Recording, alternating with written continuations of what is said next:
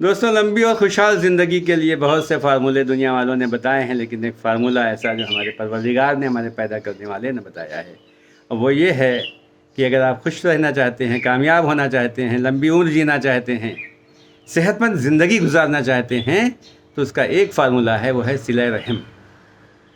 اب صلہ رحم سے مطلب ہم جو لیتے ہیں وہ عام طور پر کہ رحم دل ہونا چاہیے، نرم دل ہونا چاہیے، وہ ٹھیک ہے، لیکن جو صلہ رحم کا علماء نے بتایا ہے، ودوانوں نے بتایا ہے، وہ یہ ہے کہ صلہ رحم کا مطلب کہ آپ کی جو فیملی کے قریب ترین رشتہ دار ہیں، خاص کر جو آپ کی مدد سے بچے پیدا ہوئے ہیں، آپ کے فادر کے بچے یعنی آپ کے بھائی بہن، بلکہ آپ کے دادا اور دادی کے جو بچے ہیں، یعنی آپ کے چاچا، ان کی فیملی، ماموں ماما کی فیملی، خالہ خالو کی فیملی، وہی یہ سارے لوگ، اس کے بعد اور آپ اوپر جائیے اور نیچے جائیے، پھر ان کے بچے، تو پہلا حق اس سماج میں ہمارا ان لوگوں پر ہے جو ہمارے اتنے قریبی عزیز ہیں۔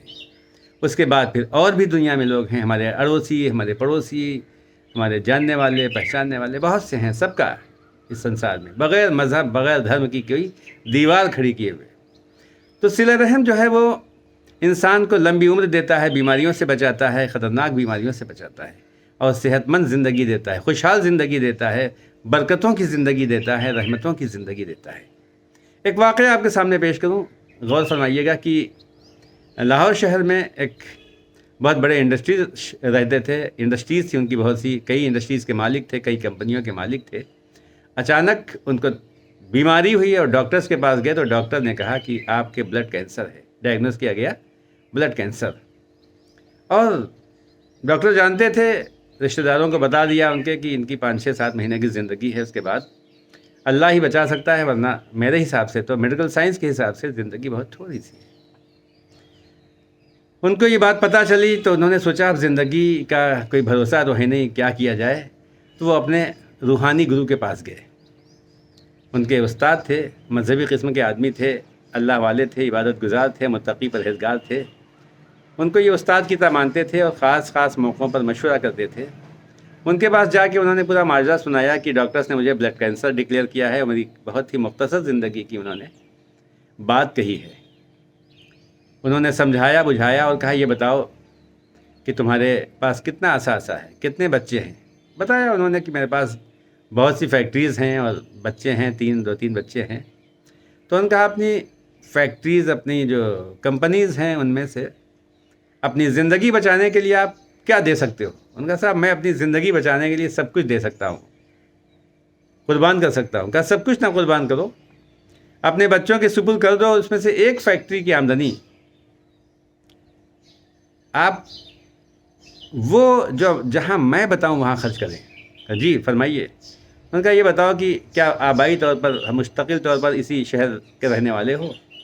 کہا نہیں صاحب، یہاں سے تقریباً 70-80 کلومیٹر دور میرا ایک گاؤں ہے، میں وہیں پیدا ہوا، بڑا جوان ہوا، اس کے بعد روزگار کی تلاش میں جب یہاں آیا اللہ نے نوازا اور میں بہت امیر آدمی بن گیا۔ کب سے نہیں گئے وہاں؟ کہا 20-25 سال ہو گئے۔ رشتہ دار ہیں، گھر ہے؟ کہا ہاں گھر بھی ہے، رشتہ دار بھی ہیں، پتہ نہیں کس کنڈیشن میں ہیں، کیسے ہیں، لیکن ہیں، کبھی کبھی کوئی ملنے چلا آتا ہے۔ ان کے روحانی گرو نے، استاد نے، متقی پرہیزگار شخص جو تھے، عبادت گزار، انہوں نے کہا کہ آپ گھر جائیے، ڈھیر سا پیسہ لے کے جائیے، پیسے کمی نہ ہو، اور آپ وہاں رہیے، ڈاکٹرز کی بتائی ہوئی دوائیں لے جائیے، وہیں کھائیے، اور وہاں جانے کے بعد آپ اپنے گھر میں رہیے اور آس پاس جتنے بھی عزیزدار ہیں، رشتہ دار ہیں، گاؤں والے ہیں، ان کی خدمت کیجیے، خوب پیسہ خرچ کیجیے، خوب محبتیں لٹائیے جا کر۔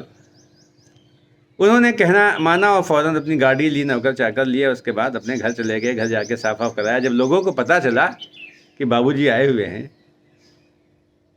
تو وہ ملنے چلے آئے، خلوص کے ساتھ، محبت کے ساتھ۔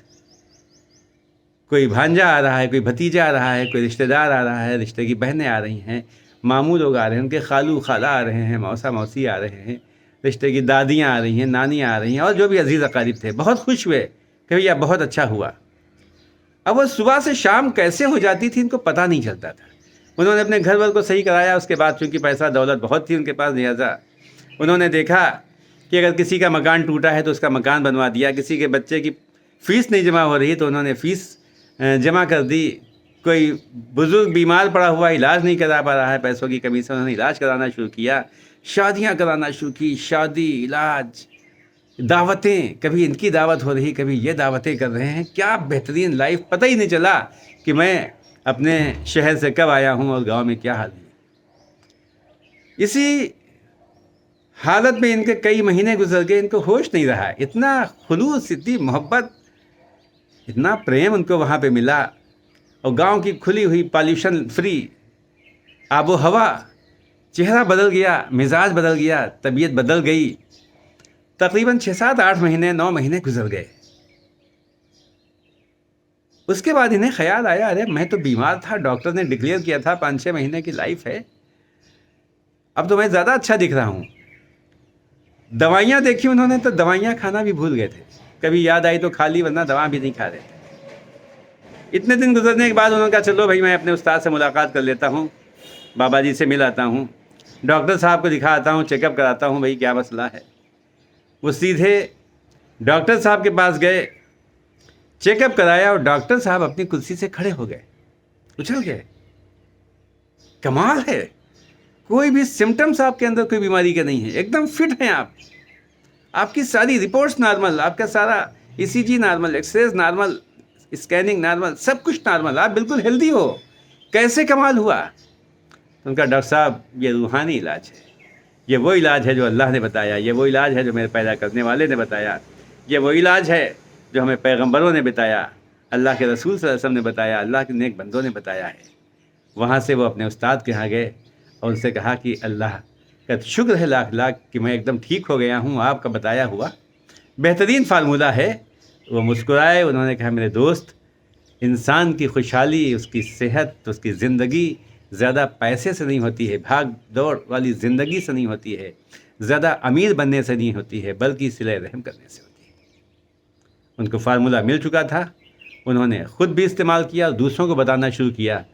یقین مانیے، ایک چراغ سے دوسرا چراغ جلتا ہے تو روشنی تو ہوگی پھر۔ یہ واقعہ جھوٹ موٹ کا نہیں ہے، سچ کا واقعہ ہے۔ ہم بھی سوچیں، تجزیہ کریں کہ ہمارے جو قریب کے لوگ ہیں، قریب ترین لوگ ہیں، ہم ان سے کتنا قریب ہیں؟ کیا ہم اپنے پیرنٹس کو ٹائم دیتے ہیں؟ کیا اپنے بچوں کو وقت دیتے ہیں؟ کیا اپنے عزیز و اقارب کو وقت دیتے ہیں؟ کیا ہم پڑوسیوں کے ساتھ ویسے ہی گفتگو کرتے ہیں جیسے کرنے کا حق ہے؟ کیا ہم جہاں پیدا ہوئے تھے اس جگہ کو بالکل بھول گئے ہیں؟ ہمارا آنا جانا منقطع ہو گیا ہے؟ ہمارے کتنے عزیز ہیں، کتنے اقارب ہیں، کتنے رشتہ دار ہیں جو شاید پریشان ہیں، اور ہم فالتو میں اپنے خرچے کرتے ہیں، زبردستی نئی نئی گاڑیاں بدلنے کے ماڈلز نئے نئے ہونا چاہیے یہ چاہتے ہیں۔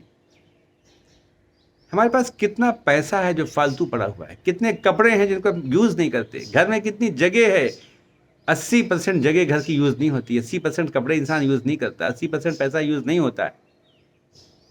ہم صلہ رحم کریں، عزیز و اقارب کے ساتھ وہ سلوک کریں جو اللہ نے بتایا ہے، پھر دیکھیے صاحب کیا زندگی خوشحال ہوتی ہے، کیا توانائیاں آتی ہیں، کیا رحمتیں نازل ہوتی ہیں، کیا صحت بنتی ہے۔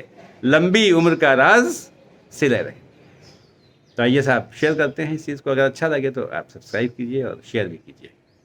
انشاءاللہ پھر ملاقات ہوتی ہے۔ چھوٹی چھوٹی باتیں ہیں، آپ سبھی جانتے ہیں، لیکن شیئر کر رہا ہوں تو شاید عجیب سا لگ رہا ہوگا، اچھا لگ رہا ہوگا۔ دعا کیجئے میرے لیے۔